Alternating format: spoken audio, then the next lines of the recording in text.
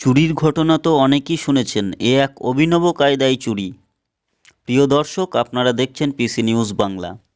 চোর সিসিটিভি ক্যামেরার ডিভাইস সহ কয়েক লক্ষ টাকার সামগ্রী চুরি করে। দুঃসাহসিক চুরির ঘটনায় চাঞ্চল্য ছড়িয়েছে শিলিগুড়ি সংলগ্ন ফুলবাড়ি আমাইদিহি এলাকায়। আলমারি লকার ভেঙে প্রায় 4 লক্ষ টাকা নগদ সহ কয়েক লক্ষ টাকার গহনা ও মোবাইল নিয়ে চম্পট দিয়েছে চোর। ঘটনাটি ঘটেছে শিলিগুড়ি ফুলবাড়ি আমাইদিহি এলাকার বাসিন্দা তারিকুল ইসলামের বাড়িতে।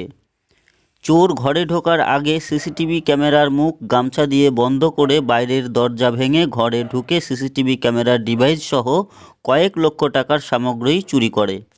খবর দেওয়া হয়েছে শিলিগুড়ি পুলিশ স্টেশনে। ঘটনার তদন্ত শুরু করেছে পুলিশ।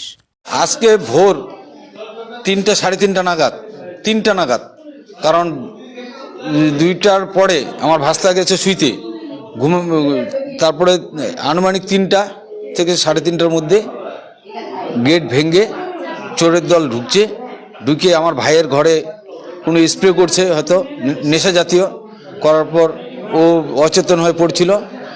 আলমারি থেকে টাকা নগদ নিয়ে গেছে। কত নিয়ে গেছে ভাইয়ের কাছে শুনতে হবে আমাকে।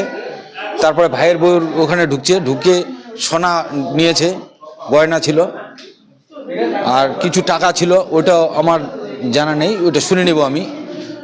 এগুলো নিয়েছে।